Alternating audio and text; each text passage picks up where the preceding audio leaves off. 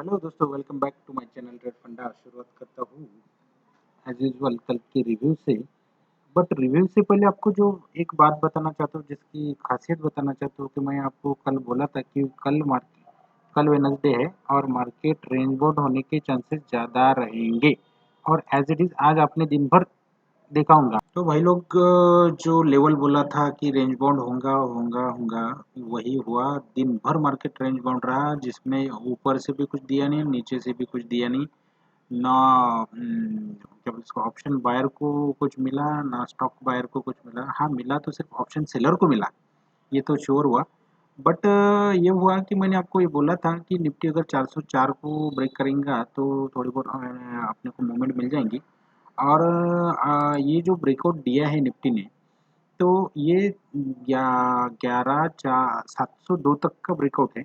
हाँ, सिर्फ आज के डेट में क्या हुआ कि 11,465 की एक लेवल है जो ब्रेक नहीं कर पाया दिन भर आज। आप अगर 15 मिनट की कैंडल में अगर देखेंगे, नॉर्मल कैंडल में देखिए उसको, मैं इसको मैंने डिस्टर्ब नहीं करूँगा इस सिस्टम को, इसलिए ये आपको दिखा नहीं रहा हूँ। अगर आप नॉर्मल 15 मिनट्स की कैंडल में इसको देखेंगे, तो दिन भर मार्केट एक ही एक लेवल था, यानी एक लाइन, यानी 11,465 के आसपास का आप देखिए, उसके नीचे ही दिन भर खेलता रहा और पूरा दिन भर रेंज बाउंड होता रहा। आपको जैसे कि बोला था कि मार्केट रेंज बाउंड होने के चांसेस है। वेडनेसडे है और वीकली का पहला दिन है। तो रेंज बाउंड, क्योंकि क्या हुआ कि परसों आप देखे होंगे ट्यूसडे को हमारा इसने निफ्टी ने अच्छी खासी मूवमेंट भी दी, तो उसमें प्रीमियम मीटिंग हुई नहीं। और जहाँ तक मैंने आपको बताया इससे पहले कि अगर वीक में 1-2 दिन अगर मीटिंग हुई नहीं, तो वो एक्सपायरी के दिन भी मीटिंग ज़्यादा से ज़्यादा होती है, उसमें ने वो पूरी एक्सपायरी ख़राब कर डालते हैं।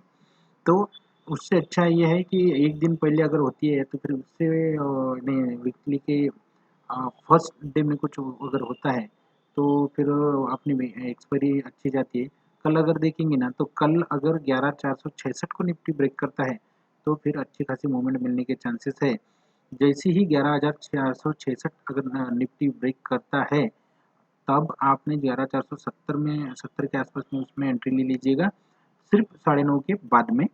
और इतना श्योर हो कि आपको एक 100 एक पॉइंट तक की मूवमेंट अपने को उसमें मिलेंगी करके। और दूसरी बात ये है कि अगर ये खिसकता है नीचे, खिसकने के चांसेस तो अभी कम हैं, क्योंकि जहाँ तक मैंने आपको बोला था कि ये 23 तारीख से निफ्टी एक ही रेंज में खेल रहा था, जिसको अभी ब्रेकआउट आज की डेट में मैं श्योर हुआ हूँ। कल तक मैं फिर भी थोड़ा डाउटफुल था। आज की डेट में निफ्टी ने उसके जो ये थे, जितने भी वादे थे वो सब तोड़ डाले और एक अच्छा खासा ब्रेकआउट अपने को निफ्टी में देखने को मिला। पर 11,466 का अभी एक उसका बड़ा रेजिस्टेंस अभी दिख रहा है मेरे को। अभी देखते हैं कि कल अगर ये ब्रेक करता है, तो फिर मुझे ऐसा लगता है कि अपन और एक 50-100 पॉइंट तक की मूवमेंट अपन कल उसमें देख सकते हैं। तो सुबह-सुबह अगर ये ब्रेक करता है तभी उसमें घुसिए, अदरवाइज़ आप क्या बोलते हैं उसको फँस सकते हैं, क्योंकि सुबह-सुबह 12 बजे तक की फिर से एक बार प्रीमियम होने के चांसेस इसमें ज़्यादा रहेंगे। मैंने आपको इन्फी दिया था, इन्फी का मैंने बोला था कि एक ही रेंज में ये अभी भी है। मुझे ऐसा लगा था कि ये थोड़ी ये कैंडल बड़ी हो गई थी, इसलिए मुझे ऐसा लगा कि ये थोड़ा हाइयर ब्रेक करके अपने को एक मूवमेंट दे देगा। बट उसमें मूवमेंट्स हुई नहीं और ये लेवल को ब्रेक नहीं कर पाया। बट और ओवरऑल अगर सब ये देखा जाए, जो स्टॉक दिए थे, तो वो लेवल्स ब्रेक नहीं कर पाए, इसलिए उसमें अपने को एंट्री मिली नहीं, इसलिए नो प्रॉफिट नो लॉस कल की डेट में हुआ। यानी आज 19 तारीख की डेट में अपना हुआ। उसके बाद में बैंक निफ्टी की बात करूँ, अगर मैं बैंक निफ्टी का, तो मैंने बोला है आपको 23,200 तक का एक रेजिस्टेंस है। और वो रेजिस्टेंस ब्रेक करने तक बैंक निफ्टी, उसको बोलूँगा नहीं कि अब बुलिश साइड है करके, ये लेवल को ब्रेक अगर करेगा तभी अपन बैंक निफ्टी में बुलिश साइड में जाएंगे। तब तक के मैं रेंज बाउंड्री इसको काउंट करूँगा, क्योंकि लेवल्स उस हिसाब से बताते हैं। इसीलिए कल अगर ये 22,278 का लेवल ब्रेक करता है तो 22,302 के ऊपर इसको बाय करिए। और 22,108 का उसका सपोर्ट है, 22,080 के आसपास में इसको आप सेल कर दीजिए।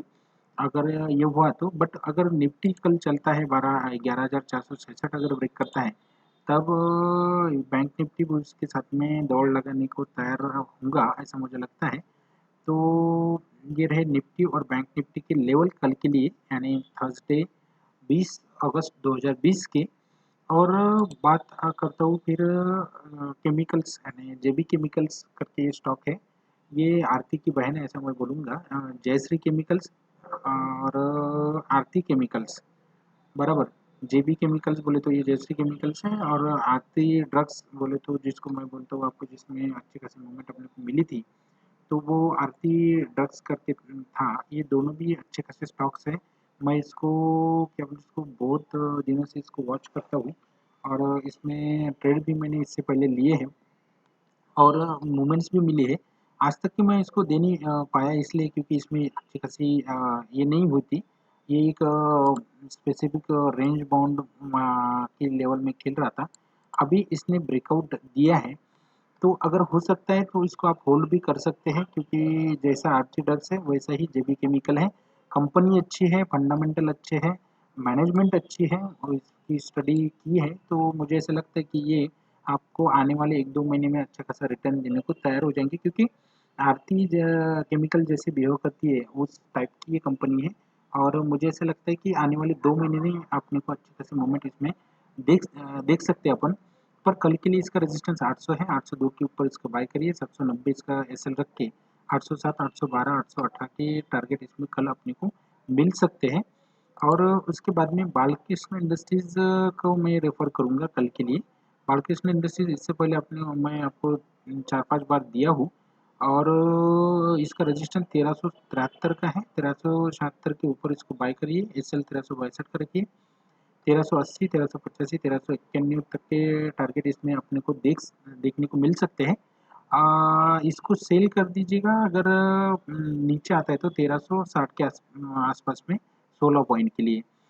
गोदरेज इंडस्ट्रीज में आपको कल दिया था, और आज उसने एक 4-5 पॉइंट की मूवमेंट भी दी थी, बट आज दिन भर मार्केट यानी निफ्टी खेला नहीं, तो इसके साथ इसलिए बैंक निफ्टी भी यानी स्टॉक भी उनके साथ में रेंज बाउंड होते रहे, इसलिए लेवल्स ब्रेक नहीं कर पाया।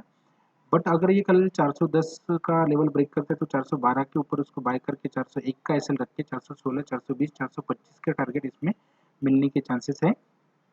और दूसरी बात ये, जो मेरे एक व्हाट्सएप ग्रुप है, उसमें मैंने पीडीलेट कल रात को दिया था कि उसको होल्ड करके रखिए करके। पीडीलेट एक ऐसी कंपनी है इंडिया की जो फेविकॉल बनाती है। इसके लेवल में फेविकॉल बनाने वाली, फेविस्टिक बनाने वाली कोई अच्छी कंपनी है नहीं। तो मुझे ऐसा लगता है कि फेविकॉल के जो लेवल्स है, वो अभी अच्छे खासे ब्रेकआउट हो गया है इसका, और इसलिए आज इसने ये अच्छी खासी मूवमेंट मिली अपने को 40 पॉइंट की। तो कल रात को ही मैंने दिया था 1427 के ऊपर बाय करने के लिए, और आज उसने एक 1450 की लेवल अपने को दी, यानी 25 से 30 पॉइंट की मूवमेंट मैंने एक व्हाट्सएप ग्रुप पे दिया था, तो उसमें मिल गई अपने को। तो इसको भी आप होल्ड करके रख सकते हो, क्योंकि स्टॉक अच्छा है, और यानी फंडामेंटल्स भी ठीक ठाक है इसके, मैंने कोई प्रॉब्लम नहीं है आज तक के देखने को मिला नहीं। इसका रेजिस्टेंस रहेगा 1453, 1457 के ऊपर इसको बाय करिए, 1443 का इसका एसएल रख के 1462, 1470 और 1476 के टारगेट इसमें मिलने के चांसेस हैं। ये अगर खिसकता है नीचे तो 1443 के नीचे इसको सेल कर दीजिए 18 पॉइंट के लिए। और इनपी का तो मैं बता ही चुका हूँ आपको कि वो लेवल अभी तक इसने ब्रेक नहीं किया है। अगर ये ब्रेक करता है तो ये अभी भी बाय जोन में है, मैं इसको बेरिश साइड में नहीं हूँ, इसको बाय साइड में ही हूँ। और इन्फोसिस तो आपको बताने का काम नहीं, इन्फोसिस कंपनी अच्छी है, इसमें कोई डाउट नहीं है। और दूसरी बात ये कि एक ब्रेकआउट की थोड़ी-सी दरकरार है इसमें, बट मुझे ऐसा लगता है कि ये जल्दी से जल्दी ब्रेकआउट देगा।